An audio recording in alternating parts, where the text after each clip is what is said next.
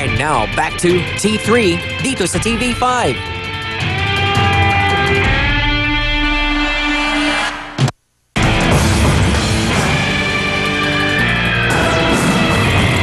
dito po sa ating studio ngayon, mga kapatid, si Dennis Quesada ng Longos, Bacoor, Cavite. Isa po siyang jeepney driver. Magandang hapon po sa iyo, Mr. Quesada. Si Mrs. po. Itong... sorry. Ako si Eddie. Sorry, mali. Si Mr. Eddie Larieta at kasama niya si Ivy Larieta, si Mrs. Yes po. Okay, buntis po si Mrs. Okay. Katapusan. Anong nangyari dyan sa mata niyo, sir? Sinapok niya ako eh. Dahil siniko niya ako eh. Kung di na ako siniko, hindi ko siya itutulak. Yung napapakita ko ng ID kasi ang approach niya sa paghuli niya sa akin, wala talaga sa tama, wala sa ayos sa paghuli. Ba't kayo hinuli ho? Ba't kayo hinuli? DTS ko nung violation ko. Ano sabihin mo ng DTS? Disturbing traffic signal sign. Hindi sumunod sa... pero ako, hindi naman ako nakahinto doon. Slowly lang takbo ko. Pero Okay, sir, sabihin na natin mayroon kay violation, kaya Kinara. Opo. Dahil sa violation ng DTS, disregarding traffic sign. Tapos, binigay niyo yung lisensya niyo. Binigay ko na. Kung yung binigay ko na, kung ano-ano pang pinagsasalita, Okay. gusto na babaan yung violation, gawin na lang obstruction. Sabi ko, wag mo nang tuluyan yan. Kaya hindi, sigaw lang Teka na, kung bababa niyo ng violation mo, ng obstruction from DTS, di mas matuwa ka sana. Yun na nga, yung problema, hindi na ako tinikitan eh. Doon na ako tinikitan sa police station na eh. Pinasama ka? Oo. Ay, mali yun. Dapat right there and then, titikitan ka. Yun so, nga sabi eh. sa'yo, sumunod ka sa presinto. Kasi nagkasuntukan na kami. Kinuha kami ng police station. Sino nauna naman nanuntok? Siya, siniko niya ako. Ba't ganyan siniko po? Dahil yung ID nga, kasi traffic enforcer rin ako eh. Magpapakita ko kung paano paghuhuli. Mali kasing huli na sa akin eh. Okay. Yung pinakita ko ng ID, biglang ginanyan yung kamay ko.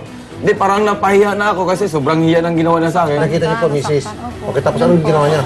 Tinulak ko siya. Yung tinulak ko siya, Suntukan kayo? hindi pa. Bumalik siya sa akin. Tapos sumuntok na siya sa akin. malaking tao, yung mga 5'11 o 5'10. O, tapos... Hindi, ang ginawa ko na, niyakap ko na lang siya eh. Ito, bumaba kasi nakita na ako, ginaganyan na niya ako. Okay. Sinisik ko na dito sa likod ko. Alright. Siya nag-awat. Pati ho kayo, Mrs. nasaktan? Nasiko po ako, nasugatan, tsaka yung kuko ko nasiklat na. Natulak siya. Di, siyempre, sobrang galit ko na. Doon ako bilitawan siya. Doon ako nakapagsuntukan na lang. Di para kayong MMA? Yun ang nangyayari. Hindi, siyempre, nagkaroon siya ng black eye.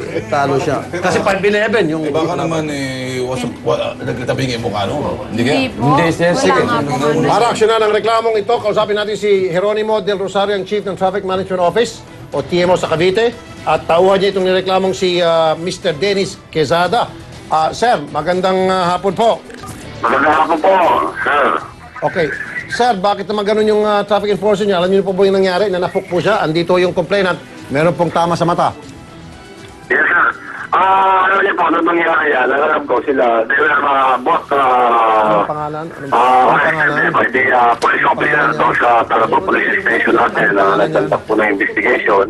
At alam ko po, magpareho sila na doon sila natulog sa presinto. Okay. Kaya ang advice ko doon sa i-charge sila ngayon, charge, counter-charge, nangyari sa kanila. So, sabi ko, i-file nila yung kaso, and let the court decide on the gravity of the offense. Teka muna, sir. Sir, teka muna. Excuse me. Mr. Del Rosario, bakit kinakailangan po siyang kaladkarin papunta ng presinto? Traffic violation lamang po yan. Ba't kailangan siya ikulong? Alam ko po, nag-away sila eh. Kaya nga, sir, teka muna. Kayo po ba'y pulis? Teka muna, pulis ba yung si... Makinig ka muna, hampasin kita dyan eh.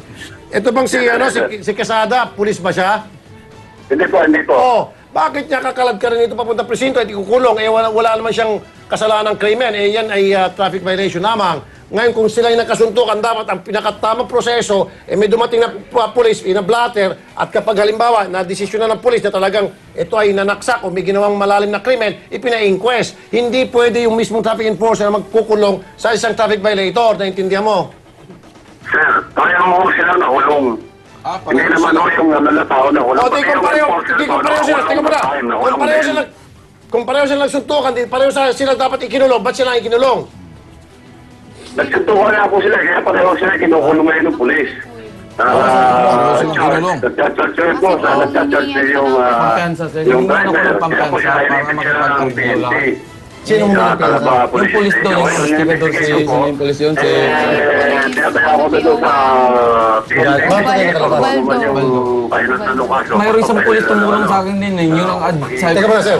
Teka muna, nalito na ako. Sino ba nireklamo mo? Yung pulis pa o traffic Traffic enforcer? enforcer. Oo, di. Kasali na rin yung pulis din isa eh. Kasi parang diniin ako eh. Sila, Naman sir, kayo eh. sa nakulong, nakatikim ng Pareho din kayo, kulong. pareho kayo nagsuntukan kayo, tapos pareho kayo nakulong. May Tapos part 2 pareho pa kayo- sa loob ng may- kulungan. May black ID yung kabila. Wala. Wala. Pero lumabang ka rin. Hindi po Hindi siya na ako lumaban ng lumaban. akto kasi Kasi malaking tao nga, hindi ko kaya labanan kung harap-harapan. Kasi ang sinasabi kasi nitong si Mr. Geronimo, may point naman po siya. Oo. Eh suntukan daw kayong dalawa, dalawa kayong pareho kinulong. Tama yung ginawa ng polis. Dahil pareho kayong dalawa ng Hindi ko kulong. nakapagsuntukan ako dahil dito tinulak siya. Pero yung una talaga, hindi ako Saan nakapagsuntukan. na nga ngayon doon sa traffic enforcer? Saan yung lisensya mo ngayon? Nandun sa kanila nga, inipit niya. Walang Mr. Del Rosario, pakisoli na yung lisensya niya. Mr. Del Rosario. Sir? Yung lisensya po, baka po nasa police station pa, doon sa investigator. Bakit na napunta sa investigator? Kailangan, hindi naman Sir, traffic. pagka mga-aksidente po ganyan, may kasuhan ng nag-ano po sabi ng ng police, license nandun nila, sa limita base kayo nila eh. aksidente. Mr. Kung, Del Rosario, traffic makinig ka. traffic Padre, makinig ka.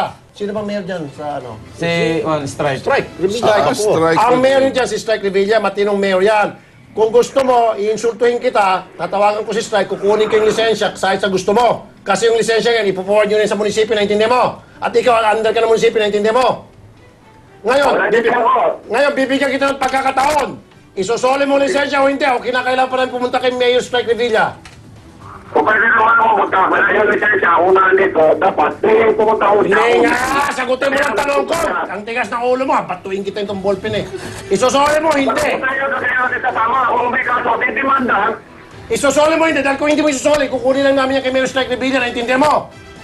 Kung nandito nga ang lisensya, papuntahin niya yung tao. Oh. So, ibibigay mo? Eh, siyempre, kung bibigyan natin ang settle na, eh, siyempre, ayos. Alam mo, mahal ko na hindi naman nakuha yung lisensya nila. Ayan, yan gusto ko ibibigay mo. Sige, umalis ka na, bago kita masipa. Dayas, sipahin kita dyan eh. Sige ka. Sisigawan ako doon, sir. Sige, sasamahan ka namin sa tanggapan ni Mayor Strike Revilla at makukuha mo yung lisensya mo. Ngayon doon sa demandahan niyo doon sa traffic enforcer, labas kami ron, okay? Yes, sir. Pero... Pero... Sige na po. Sige na, okay na po yan. Total, yung lisensya ng problema mo, di ba? Okay, yung Kasi lisensya mo. na-hospital ako. Opo. Yung lisensya mo, kunin natin. Alright? Yan ang yung lisensya na lang ho, yung sagutin namin. Kasi yung nagsuntukan naman kayo, labas kami doon. Kasi hindi ba namin nakita yung pangyayari sa suntukan nyo eh. Pareho naman kayo na nakulong pala. Nakulong. Okay. Sige. Samahan to sa lisensya kay Mayor Strike Revilla. Okay. Sige. Tete, samahan ito. Oo. Thank you pala. Okay. Eh, nakapagbakasyon pala siya. Bakasyon. Hindi kaya baka bakasyon sa loob ng kulungan. Oh. O di baka may part 2 pa sila sa loob. Hindi na. Hindi na. Tete, yung ano, Oo, kay Mayor Strike Revilla para magsuling lisensya. yan. Eh, bugok pala itong Geronimo Del Rosario kang walang yakap. Ang dami mo satsat-ik. Alam mo, natin yung ano, lisensya. Alam mo, pulpul talaga yan dahil dako, pag napadaan ka dyan sa Molino, Jesus mio, ha? Para ka pumunta na ng Baguio, sa Bakit? Tagal. Galing ka dyan sa may Coastal, hanggang doon sa may Molino SM. Mga 3 oras ang biyahe sa traffic. O, ba't naman? Ay, so, tataka-taka yung mga tao niya. Mga tao ni Del Rosario. Pag nagta-traffic, nakatingin sa bituin, gano'n lang gano'n, kaway ng kaway. Ha? Eh, dito yung traffic, dito yung puno yung sasakyan, kaway ng Baka may gano'n. nakikitang ano, anino ng ano. Tataka-taka yung mga enforcer dyan. Diyos Mariosa. Anyway, siya nga pala mga to, babatiin po natin. Belated happy birthday nga pala ang ating butihing chief PNP. Ba? Si General Nicanor Oh, Bartolome. nga pala. Happy birthday. 3 days ago pa yan. 3 days ago. 2 days ago. Ay, kalahin mo, Marso rin pala si Kita mo, General mga Bartolome. Marso. tatlo. Eh, pero hindi, iba ka eh.